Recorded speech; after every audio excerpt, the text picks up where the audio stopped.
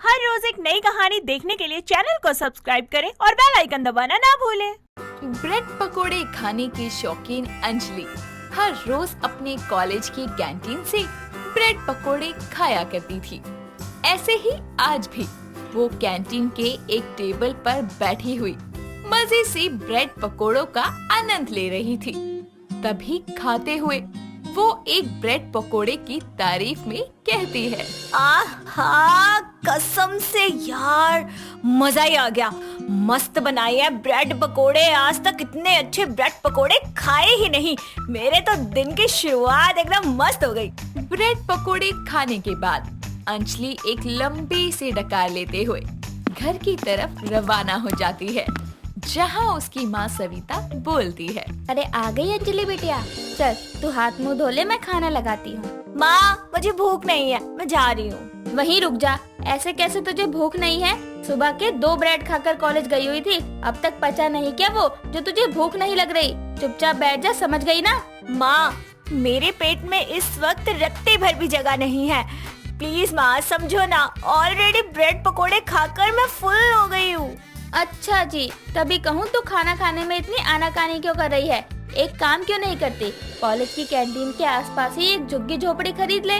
तेरा मन करे उतने ब्रेड पकोड़े खाती रहिए वहाँ बैठकर, ठीक है? क्या मिलता है आपको ताने कसकर? जब भी मैं अपने मनपसंद खाने की बात करती हूँ, मैं अपने ब्रेड पकोड़े की बात करती हूँ, आप तो बस मेरी गर्दन पर हथौड़ा चलाने लगती हैं। ज्यादा बहसबाजी मत कर मुझसे, तुझे नहीं खाना तो जा अपने कमरे में और पसर जा जाकर। अंजलि अपना बैग लेकर कमरे में जाकर फोन चलाने लगती है और तभी उसकी आंख लग जाती है। दिन ढलने के साथ शाम होती है और अचानक उसकी आंख खुलती है। कमरे में आ रही खाने की खुशबू को महसूस करते हुए वो किचन में आती है और पीछे से अपनी माँ को गले लगाते हुए बोलती है, माँ इतनी सुबह सवेरे क्या बना रही हो? रात होते ही तेरी आँखों को रतौंधी की जकड़न लग गई क्या? आँखों के आगे से पर्दा हटाकर देख, 8 बज रहे हैं, वो भी रात के। अब तुझे कोई काम तो है नहीं, इसलिए घोड़े बेचकर गहरी नींद में दोपहर में सो लेती है और शाम को उठती है। माँ आपको हर वक्त अपना तानों का पिटारा खोलना बहुत जरूरी है क्या? मेरे पेट में गुड़गुड़ हो रही है, कुछ दे दो खाने को। क्यों, ब्रेड पकोड़े इतनी जल्दी पच गए क्या? आलू के पराठे बनाए हैं, जाकर खा ले। पता नहीं आज मेरे हाथों से ज्यादा आलू कैसे उबल गए, इतना मसाला बच गया, क्या करूँ अब इसका? माँ आप चिंता मत करो, आपकी बेटी के रहते ये आलू मसाला खराब नहीं जाएगा। क्यों, तू इसे भी अपने पेट में रखने वाली है क्या? चल क्या रहा है तेरे भेजे में? माँ थोड़ा सब्र करो, आप आराम से जाकर सोफे पे बैठो। बस मैं यूँ गई और यूँ आई, ये बता दो बेसन का डब्बा कहाँ है?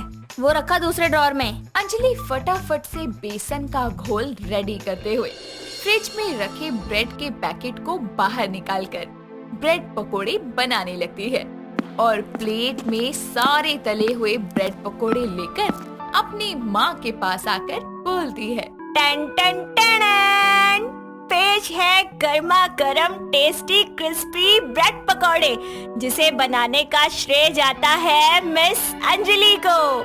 बस बंद करिए छिछोरे जैसे बोल बच्चन। मैं जानती थी कि तू किचन में अपने भुक्कड़ पेट के लिए ही ब्रेड पकोड़े का आविष्कार कर रही होगी। माँ आप तो मेरी तौहीन कर रही हैं। एक तो मैंने आपका आलू बर्बाद होने से बचाया, आपको ब्रेड पकोड़ा बनाकर खिलाया, और आप मुझे ताने कस रही है। अरे अरे, मेरी दयालु बेटी ने आलू को बचाने के लिए कितनी मेहनत की। इसे पहले की तो ब्रेड पकोड़े खाकर फूल फूल कर आलू की तरह हो जाए। तेरे लिए रिश्ता ढूंढना पड़ेगा, वरना तो इस ब्रेड पकोड़े के ऑयल के कारण अपना ठीक ठाक फिगर भी स्पॉइल कर लेगी। वक्त बीतने के साथ एक दिन रोहित नाम के एक लड़के का रिश्ता आता है और वो अपनी माँ अनु के साथ चलकर उनके घर आता है। अंजलि रेड कलर का सूट पहने हुए हाथों में चाय और ब्रेड पकोड़े लिए टेबल पर सर्व करती है और तभी ब्रेड पकोड़े की तारीफ करते हुए अनु बोलती है, अरे वाह, ये ब्रेड पकोड़े तो बड़े लाजवाब बने हैं और इसकी ये चटनी तो उससे भी चटपटी। ये तो आपकी होने वाली बहू ने अपने हाथों से बनाए हैं। बहुत अच्छा खाना बनाती है समधन जी। मेरी बेटी अंजलि का एकदम नपा तुला हाथ है। अंजलि और रोहित के साथ साथ पारिवारिक रजामंदी से कुछ ही दिनों में वो शादी के बंधन में बंध जाते हैं, जिसके बाद अंजलि अपनी ससुराल आती है और सभी जिम्मेदारियों को बखूबी संभालती है। तभी एक दिन जोरों की बारिश होने के साथ अंजलि का मन ब्रेड पकोड़े खाने को ललचा जाता है और वो किचन की खिड़की से आसमान की तरफ देखते हुए बोलती है, आए हाय, ऐसे मौसम में तो कुछ ब्रेड पकोड़े होने चाहिए, इसलिए आज मैं ब्रेड पकोड़े बनाऊंगी। अंजलि जल्दी से हाथ चलाते हुए ब्रेड पकोड़े बनाती है। तभी अचानक दरवाजे से भीगता हुआ उसका पति अंदर आता है और किचन से आ रही ब्रेड पकोड़े की खुशबू को महसूस करते हुए कहता है, माँ, ये पकोड़े की खुशबू कहाँ से आ रही है? ये खुशबू किचन से आ रही है। लगता है बहू आज पकौड़े बना रही है। मैं भी कब से उसकी ही राह देख रही हूँ। दोनों बातें कर ही रहे होते हैं कि तभी अंजलि हाथों में ब्रेड पकोड़े की प्लेट और चटनी लेकर आते हुए कहती है, इंतजार खत्म हुआ, आप दोनों की खिदमत में हाजिर है गर्मा गर्म पकोड़े। हाँ, पकोड़े नहीं, ब्रेड पकोड़े। इसका मतलब बहू तो पकौड़े नहीं बल्कि ब्रेड पकौड़े बना रही थी। माँ जी, वो क्या है ना, बड़े दिनों से ब्रेड पकोड़े खाने का मन कर रहा था और आज बरसात भी हो रही थी, तो मैंने सोचा क्यों ना बरसात में ब्रेड पकोड़ों का मजा लिया जाए। पर मुझे तो लगा कि तू प्याज पालक के पकौड़े बना रही होगी। माँ जी, ये भी पकोड़े ही तो हैं। अंजलि, पकोड़े और ब्रेड पकोड़े में फर्क होता है। पर होते तो दोनों पकोड़े ही है ना। पकोड़े में आलू होता है, प्याज होता है और वो थोड़े साधारण दिखते हैं। ब्रेड पकोड़ा थोड़ा तिकोना होता है, साइज में बड़ा होता है और इसमें ब्रेड लगा होता है। हाँ हाँ बहू, हम तेरी बात समझ गए। चखा तो सही अपने ब्रेड पकौड़े। माँ जी, बातें छोड़िए ना, खा कर बताइए कैसे बनी है। सभी एक साथ खाना शुरू करते हैं, जिसके बाद अंजलि बोलती है, तो माँ जी बताइए, कैसे लगे आपको अपनी बहू के हाथों के बने हुए ब्रेड पकौड़े? अच्छा बनाया है बहू, पर तूने इसके अंदर का ऑयल अच्छे से निचोड़ा नहीं। अगली बार ध्यान रखना। और दूसरी बात, अब आगे से जब कभी भी ब्रेड पकौड़े बनाइयो तो चटनी में पुदीना और आंवला डालना मत भूलियो। क्या हुआ माँ जी, ये वाली चटनी आपको पसंद नहीं आई? अरे वो बात नहीं है बहू, मैं इसलिए कह रही हूँ क्योंकि पुदीना आंवला गैस और पेट दर्द जैसी समस्याओं को दूर रखता है। एक तो ये ब्रेड पकौड़े तूने बहुत तीखा बनाया है, फिर दूसरा इसमें ऑयल बहुत है, और इतना तो तुझे पता ही होगा कि आजकल 90% बीमारियां तेल से ही शुरू होती है, इसलिए कह रही हूँ। ठीक है माँ जी, आगे से ध्यान रखूंगी। समय गुजरता है और अंजलि की ब्रेड पकोड़े खाने की भूख दिन पर दिन बढ़ती ही चली जाती है, जिस कारण जब भी कोई उसके घर आता तो अंजलि उनके स्वागत में ब्रेड पकोड़े ही बनाया करती, जिसकी आड़ में वो खुद भी ढेरों ब्रेड पकोड़े का सेवन कर लिया करती। एक दिन उसके घर मोहल्ले की 2 पड़ोसनें आती हैं और अनु कहती है, क्या बात है, आज गली के 2 हंसों का जोड़ा मेरे घर कैसे पधार गया? अरे तुझे बुलावा देने आए थे। काहे का बुलावा? कल मेरे यहाँ माता की चौकी है, उसी का निमंत्रण देने आए हैं। दोनों सास बहू की टोली चले आना।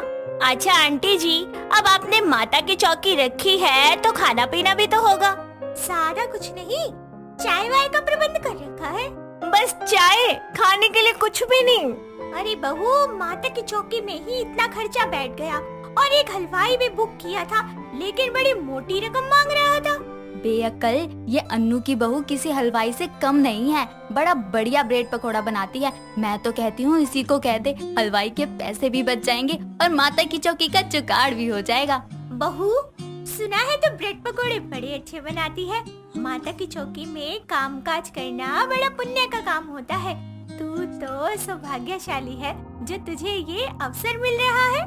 जी जी आंटी जी, आप सामान मंगवा लीजिए, मैं कौन सा मना कर रही हूँ। कल तो मेरी मौज हो जाएगी, सब लोग माता की पूजा करेंगे और मैं अपने पेट की पूजा ब्रेड पकोड़ों से करूँगी।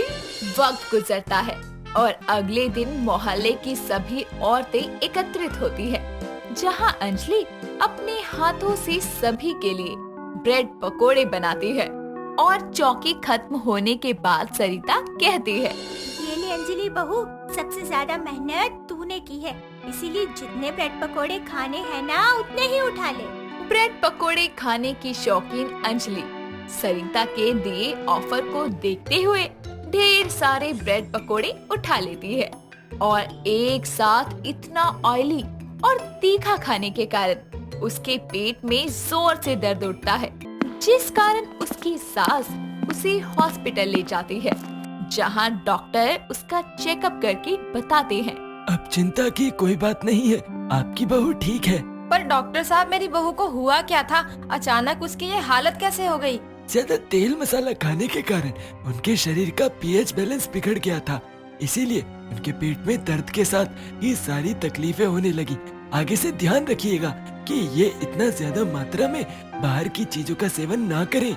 सुन लिया ना बहू, एक साथ इतने सारे ब्रेड पकौड़े खाने को किसने कहा था? देख ले, तेरे इस जुबान के स्वाद के कारण आज तू अस्पताल के बिस्तर पर पड़ी है। कितनी बार समझाया था कि इतना मिर्च मसाले और तेल वाला खाना अच्छा नहीं है। माँ जी, मुझे नहीं पता था कि मेरे ब्रेड पकोड़े मुझे यहाँ तक ले आएंगे। मैं वादा करती हूँ, जब तक मैं ठीक नहीं हो जाती मैं ब्रेड पकोड़े तो क्या, सिंपल सादे पकोड़े भी नहीं खाऊंगी। इस तरह जरूरत से ज्यादा ब्रेड पकोड़े अंजलि को अस्पताल तक ले आते हैं, जिसके बाद उसे अपनी बिगड़ती सेहत देखकर इससे सीख मिलती है कि किसी भी चीज को जरूरत से ज्यादा खाना पीना सेहत के लिए कितना नुकसानदायक हो सकता है। दोस्तों, अगर आपको ये कहानी पसंद आई तो इसे लाइक करें, शेयर करें और कमेंट करके बताएं कि कहानी में आपको सबसे अच्छा क्या लगा।